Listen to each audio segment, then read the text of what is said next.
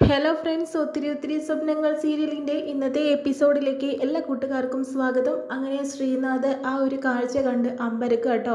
അദ്ദേഹത്തിന് തലവേദനയും മറ്റ് ക്ഷീണമൊക്കെ വരുന്നുണ്ട്. ആ സമയത്ത് തൻ്റെ വർഷയെ ആ വയനാട്ടിൽ നിന്ന് കണ്ട കാര്യങ്ങളെല്ലാം തന്നെ അയാൾ ഓർത്തെടുക്കുന്നുണ്ട് കേട്ടോ. പെട്ടെന്ന് അഭി പോയിട്ട് ശ്രീ എന്ത് പറ്റി, ശ്രീക്ക് ഇത്തിരി വെള്ളം വാങ്ങിച്ചു തരാമെന്ന് പറഞ്ഞിട്ട് വെള്ളക്കുപ്പി കൊണ്ടുപോയി കൊടുക്കുന്നു കേട്ടോ. ഇപ്പം എങ്ങനെയുണ്ട്, വെള്ളം കുടിച്ചാൽ ഓക്കെ ആവേണ്ടതാണല്ലോ ശ്രീ, ഇപ്പോഴും ഓക്കെ അല്ലല്ലോ, നമുക്ക് ഹോസ്പിറ്റലിൽ പോകാമെന്ന് പറയുന്നുണ്ട്. ഏയ് അതിൻ്റെ ആവശ്യമൊന്നുമില്ല, എനിക്ക് കുഴപ്പമൊന്നുമില്ല എന്ന് പറയുന്നു. ആ സമയത്ത് വീണ്ടും നമ്മുടെ രാഹുലും അഞ്ജുവും അതുവഴി വരുന്നുണ്ട് കേട്ടോ. അപ്പോൾ ഇവരെ കാണുമ്പോൾ അങ്ങോട്ട് എത്തുന്നുണ്ട്. അപ്പോഴത്തേനും എന്ത് പറ്റി സാർ എന്ന് ചോദിക്കുന്നുണ്ട് കേട്ടോ.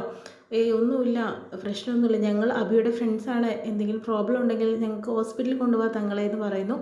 ഏയ് ഇല്ല വേണ്ട, ഞാൻ കാറിലാണ് വന്നത്, നോ പ്രോബ്ലം എന്ന് പറയുന്നുണ്ട്. അപ്പോഴത്തേനും എന്തായാലും നിങ്ങൾ എൻജോയ് ചെയ്യും, സാറിന് ഞാൻ ആക്കിയിട്ട് വരാമെന്ന് പറഞ്ഞിട്ട് അഭി കൂട്ടിക്കൊണ്ട് പോകുന്നുണ്ട് കേട്ടോ. പിന്നീടും വർഷയും അതുപോലെ തന്നെ വിവേകും കൂടി സംസാരിച്ചുകൊണ്ടിരിക്കുകയാണ്. വർഷയാണെങ്കിലോ വിവേകിനോട് സംസാരിക്കുന്നുണ്ട്. വിവേകാണെങ്കിൽ ഇപ്പോഴാണ് എൻ്റെ ആ പഴയ ഫ്രണ്ടിനെ എനിക്ക് തിരിച്ചു കിട്ടിയത്, സങ്കടത്തോടു കൂടി എന്നും നിൽക്കുന്ന വർഷയാണ് ഞാൻ എപ്പോഴും കാണാറ്. പക്ഷേ ആദ്യം മുതലുണ്ടായിരുന്ന ആ ഫ്രണ്ടിനെ ഇപ്പോൾ തിരിച്ചു കിട്ടിയെന്ന് പറയുന്നു. എന്ന് ഈ സന്തോഷം ഇനി നിലനിന്ന് പോകണമെന്ന് പറയുന്നുണ്ട്. അങ്ങനെ ഇനി ഒരു പ്രശ്നം ഉണ്ടാവില്ല വിവേക് എന്ന് പറഞ്ഞിട്ട് വർഷ വാക്ക് കൊടുക്കുന്നുണ്ട് വിവേകിന്. ആ സമയത്ത് അഞ്ജും രാഹുലും അങ്ങോട്ട് വരുന്നുണ്ട്. എന്താ ഇവിടെ സംഭവിക്കാനായിട്ട് പോകുന്നതെന്ന് പറയുമ്പോൾ ഇവിടെ എന്താ പ്രത്യേകിച്ച് ഒന്നുമില്ല എന്ന് പറയുന്നുണ്ട്. എന്തായാലും നമുക്കൊന്ന് എൻജോയ് ചെയ്യാം. അബി എവിടെയെന്ന് ചോദിക്കുമ്പോൾ അബിയുടെ സാർ ഇവിടെ വന്നിട്ടുണ്ടായിരുന്നു. ആ ഒരു തട്ടുകടയിൽ ആ ചുള്ളൻ ചെക്കൻ അടിപൊളി ചെക്കനാണ്. പക്ഷെ പറഞ്ഞിട്ട് കാര്യമില്ല, അദ്ദേഹത്തിന് എന്തൊക്കെയോ പ്രശ്നമുണ്ട്, ചെറുതായിട്ട് ഓർമ്മക്കുറവോ ടെൻഷനോ കാര്യങ്ങളൊക്കെ ഉണ്ടെന്ന് പറയുന്നു. അയ്യോ നല്ലൊരു സാറാണ്, ഞാൻ സാറിന് ഇതുവരെ കണ്ടിട്ടില്ലായിരുന്നു, എനിക്ക് കാണണമെന്നായിരുന്നു ആഗ്രഹം, എന്നാൽ ചിലപ്പോൾ അപ്പുറത്തുണ്ടാവും, നമുക്ക് അങ്ങോട്ട് പോയി കാണാമെന്നും പറയുന്നുണ്ട്. ആ സമയത്ത് അഭി തിരിച്ചു വരുന്നുണ്ട് കേട്ടോ. എങ്ങോട്ടാണ് നിങ്ങൾ പോകുന്നതെന്ന് ചോദിക്കുമ്പോഴത്തേനും അല്ല നിൻ്റെ ചുള്ളൻ ചെക്കൻ ഇവിടെ വന്നിട്ടുണ്ടല്ലോ, അത് കാണാൻ വേണ്ടിയിട്ടാണ്, സാറിന് തീരെ വയ്യായിരുന്നു, ചെറുതായിട്ടൊരു തലവേദനയും ഒക്കെ ഉള്ളതുകൊണ്ട് തന്നെ വീട്ടിലേക്ക് തിരിച്ചു പോകേണ്ടി വന്നു എന്ന് പറയുന്നു. എന്തായാലും എനിക്ക് കാണണമെന്നുണ്ടായിരുന്നു, ഇതുവരെ സാറിന് എനിക്ക് കാണാനായിട്ട് പറ്റിയില്ല എന്നും വർഷ പറയുന്നുണ്ട്. അത് പിന്നെ പിന്നീടും കാണാമല്ലോ. അപ്പോഴത്തേനും സ്വന്തം ഓഫീസിലെ മാനേജറിനെ കാണില്ല എന്ന് പറഞ്ഞാൽ വലിയ കഷ്ടമാണല്ലോ. അത് സാർ ഇത്തിരി സ്ട്രിക്റ്റ് ആണെന്നും അദ്ദേഹത്തിന് മുന്നിൽ ഇപ്പോൾ ആരും ചെന്നുപെടാൻ തീരെ താല്പര്യമില്ലെന്നും വൃദ്ധൻ്റെ പോലെയല്ല എന്നൊക്കെ അഞ്ചു പറയുന്നുണ്ട് കേട്ടോ. ആ സമയത്ത് പിന്നെ അവരുടെ സീ ഫുഡൊക്കെ കഴിക്കുന്നുണ്ട്. അങ്ങനെ തന്നെ സാറിന് ഒരു ദിവസം എനിക്ക് കണ്ടേ പറ്റുള്ളൂ എന്ന് പറയുന്നു. അബിയുടെ കെയർ അദ്ദേഹത്തിന് എന്നോട് ദേഷ്യമൊന്നും ഉണ്ടാവില്ലല്ലോ, പക്ഷേ അത് വേണോ വർഷേ, കാരണം എന്ന് വെച്ചിട്ടുണ്ടെങ്കിൽ അദ്ദേഹത്തിന് ഇപ്പോൾ വയ്യാണ്ടിരിക്കുകയാണ്, ആ ഒരു സഹതാപത്തിൻ്റെ പേരിൽ അയാൾ പോയി കണ്ടിട്ടുണ്ടെങ്കിൽ അതിനേക്കാൾ കൂടുതൽ ദേഷ്യം തന്നോട് കാണിക്കുമെന്ന് പറയുന്നു. അത് സത്യം തന്നെയാണെന്ന് എല്ലാവരും പറയുന്നുണ്ട്. അയാൾക്ക് ഇങ്ങനെ ഓർമ്മക്കുറവോ എന്തൊക്കെ ഉണ്ടെന്ന് പറയുന്നു.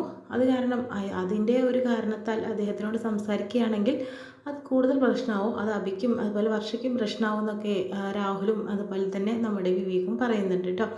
അപ്പോഴത്തേനും പെട്ടെന്ന് തന്നെ ഇപ്പോൾ രക്ഷപ്പെട്ടു, അല്ലെങ്കിൽ ഇപ്പോൾ കാണാമായിരുന്നു എന്താ അവസ്ഥ എന്നൊക്കെ അഭി ചിന്തിച്ചു കൂട്ടിയിരിക്കുകയാണ്. പിന്നീടാണെങ്കിലോ നമ്മുടെ ശ്രീനാഥിൻ്റെ വീട്ടിലേക്ക് അഡ്രസ്സൊക്കെ തപ്പി പിടിച്ചിട്ട് അഭി എത്തുന്നുണ്ട് കേട്ടോ. അപ്പോഴത്തേനും ശ്രീ എവിടെയാണെന്ന് ചോദിക്കുമ്പോഴത്തേനും ഞാനിവിടെ ഉണ്ടെന്ന് പറയുന്നുണ്ട്. കയറി വരാനായിട്ട് പറയുന്നു. ശ്രീ അവിടെ നിന്ന് പോകുന്നില്ലോ, അപ്പോൾ ഞാൻ കുറച്ച് സീ ഫുഡ്, നല്ല നാടൻ സീ ഫുഡിലേക്ക് വാങ്ങിയിട്ടുണ്ട്, ശ്രീ ഇത് കഴിച്ചു നോക്കുമെന്ന് പറയുന്നു. എനിക്കൊന്നും വേണ്ടാന്ന് പറയുന്നുണ്ട്. അത് പറഞ്ഞാൽ പറ്റില്ല, സൂപ്പറായിട്ടുള്ള ഫുഡാണ്, എവിടെ പ്ലേറ്റൊക്കെ എവിടെയാണ്, ഞാൻ എടുത്തുകൊണ്ട് വരാമെന്ന് പറഞ്ഞിട്ട് കൊണ്ടൊക്കെ വരുന്നുണ്ട് കേട്ടോ. ആ സമയത്ത് എന്താ ശ്രീ ഇങ്ങനെ ആലോചിച്ചുകൊണ്ടിരിക്കുന്നത്, ഞാൻ പറഞ്ഞില്ലേ രസമാവരുത്, ടെൻഷൻ അടിക്കരുത് എന്നൊക്കെ, എന്നിട്ടും ഇങ്ങനെ തന്നെയാണോ കാണിക്കുന്നത്? അത് പിന്നെ വർഷയെ നേരിട്ട് കണ്ടപ്പോൾ എനിക്ക് സഹിച്ചില്ല, എന്തായാലും എനിക്ക് അവളോട് സംസാരിക്കണം എന്നും പറയുന്നുണ്ട്. വേണ്ട വേണ്ട, അവളോട് താൻ സംസാരിക്കേണ്ട ആവശ്യമൊന്നുമില്ല, അവളിപ്പോൾ വേറൊരു ജീവിതത്തിലേക്ക് കാലെടുത്ത് വെച്ചു, ഞാൻ അറിഞ്ഞതിൽ വർഷ എല്ലാം മറന്നു കഴിഞ്ഞു, അവൾ സന്തോഷകരമായിട്ടുള്ള ഒരു ജീവിതത്തിലേക്കാണ്, സ്ത്രീയെക്കുറിച്ചുള്ള ഒരു ഓർമ്മ പോലും അവൾക്ക് ഇപ്പോൾ ഇല്ല, എല്ലാം വിവേക് മാത്രമാണ് എന്ന് പറഞ്ഞിട്ട് ഒരു ഏഷണികൾ ശ്രീനാഥിൻ്റെ തലയിൽ കയറ്റി വെക്കുന്നുണ്ട് ടോബി.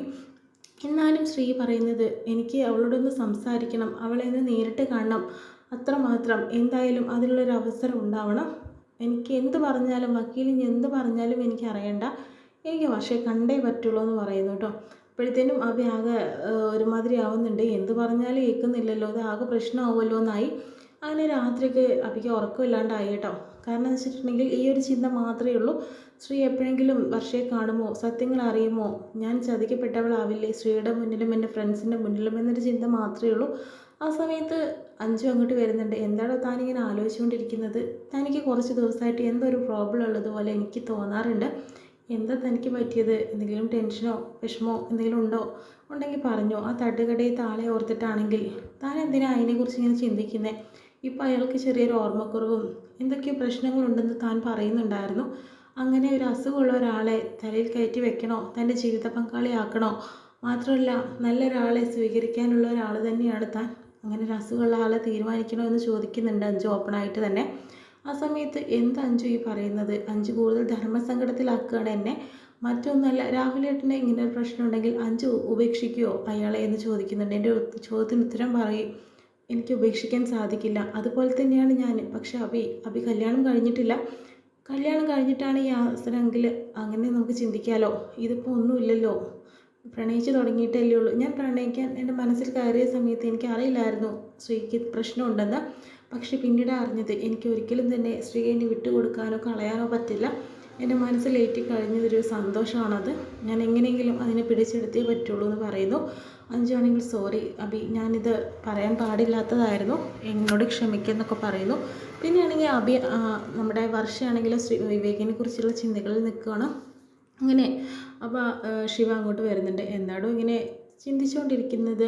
ചിന്താവിഷ്ടയായ സീതയെ പോലെയൊക്കെ നിൽക്കുന്ന എന്താ ചോദിക്കുമ്പോഴത്തേനും ഒന്നുമില്ല, നല്ല നല്ല ഫോട്ടോസൊക്കെ എടുത്തിട്ടുണ്ടായിരുന്നല്ലേ? എല്ലാം ഞാൻ കണ്ടു. എഡിറ്റ് ചെയ്യാൻ നോക്കിയ സമയത്താണ് അടിപൊളിയായിട്ടുള്ള അങ്ങ് അഴുകി ചേർന്നിട്ടുള്ള ഫോട്ടോസൊക്കെ കണ്ടത്. അതൊക്കെ എൻ്റെ അഭിനയമായിരുന്നു. ഞാൻ നന്നായിട്ട് അഭിനയിക്കും അല്ലേ എന്ന് പറയുന്നുണ്ട്. അഭിനയിച്ച ചിത്രമായിരിക്കും ഇതൊക്കെ. എന്തായാലും അടിപൊളിയായിട്ടുണ്ട്. അഭിനയിക്കാൻ അതായത് യഥാർത്ഥം പോലെ തോന്നണമല്ലോ.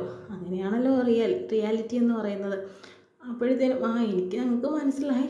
എന്തായാലും ഇപ്പോൾ മഞ്ഞൊരുക്കി തുടങ്ങി എന്നുള്ളത് കാര്യങ്ങളൊക്കെ ഞങ്ങൾക്ക് മനസ്സിലായി എന്ന് പറയുന്നു. അങ്ങനെ അഞ്ജുവും ശിവയും കൂടി വർഷയെ കളിയാക്കിക്കൊണ്ടിരിക്കുകയാണ് കേട്ടോ. പിന്നീടാണ് കാണുന്നത് വർഷയാണ്. അങ്ങനെ തന്നെ പിന്നെ അഞ്ജുവാണ്. വർഷയാണെങ്കിൽ രാവിലെ നന്നായിട്ട് പ്രാർത്ഥിച്ചുകൊണ്ട് നിൽക്കുകയാണ് കേട്ടോ. അഞ്ജു വന്നിട്ട് എന്താണോ കാണിക്കുന്നതെന്നൊക്കെ ചോദിക്കുന്നുണ്ട്. അപ്പോഴത്തേനും പ്രതിയില്ലാത്തൊരു പ്രാർത്ഥനയും കാര്യങ്ങളൊക്കെ കാണുന്നുണ്ടല്ലോ. എന്തെങ്കിലും സന്തോഷമുള്ള കാര്യമുണ്ടോ ചോദിക്കുന്നുണ്ട്. അങ്ങനെ ശിവയും അഭിയെ വിളിച്ചുകൊണ്ട് ഈ ഒരു രംഗം കാണിച്ചു കൊടുക്കുന്നുണ്ട് കേട്ടോ. അതെന്താ ഇപ്പോൾ ഇവൾക്ക് എന്നുമില്ലാത്തൊരു പതിവ്, എന്തൊരു സന്തോഷമുണ്ടല്ലോ. അങ്ങനെ എന്താടോ ഇന്നിങ്ങനെ ഈ ഒരു ഫോട്ടോ ഒക്കെ വെച്ച് വിളക്ക് കൊളുത്തി പ്രാർത്ഥിച്ചൊക്കെ നിൽക്കുന്നത്? എനിക്ക് ദൈവവിശ്വാസമൊക്കെ എപ്പോഴും ഉണ്ട്. പക്ഷേ എൻ്റെ ഇഷ്ടദൈവത്തിൻ്റെ മുന്നിൽ ഇങ്ങനെ വിളക്ക് കൊളുത്തി പ്രാർത്ഥിച്ചത് കുറച്ചായി എന്ന രീതിയിലൊക്കെ പറയുന്നുണ്ട് കേട്ടോ. അതിൻ്റെ കാരണം എന്താ ഞങ്ങൾ ചോദിക്കുന്നത്? എന്തെങ്കിലും കാരണമില്ലാതെ താൻ ഇന്ന് സ്പെഷ്യലായിട്ടൊന്നും ചെയ്യില്ലല്ലോ. എൻ്റെ ജീവിതത്തിൽ ദുരന്തങ്ങൾ മാത്രമേ ഉള്ളൂ. സന്തോഷം വരാൻ നേരത്തൊക്കെ കഷ്ടപ്പാടും ദുരിതം മാത്രമേ അനുഭവിച്ചിട്ടുള്ളൂ. അതുകൊണ്ട് തന്നെ ഇപ്പോൾ എനിക്ക് നല്ലൊരു സന്തോഷം വരാൻ പോകുന്നുണ്ട് എന്നൊരു തോന്നൽ. അതുകൊണ്ട് തന്നെ മനസ്സിന് സംതൃപ്തി നൽകുന്ന ഈ കാര്യം ചെയ്യാമെന്ന് വിചാരിച്ചു എന്ന രീതിയിൽ പറയുന്നു കേട്ടോ. അഭിക്കാണെങ്കിൽ ഒട്ടും സഹിക്കുന്നില്ല. എന്തായാലും ശ്രീനാഥ് വർഷയുടെ മുന്നിൽ തന്നെ എത്തിപ്പെടട്ടെ എന്ന് നമുക്ക് ആഗ്രഹിക്കാം കേട്ടോ.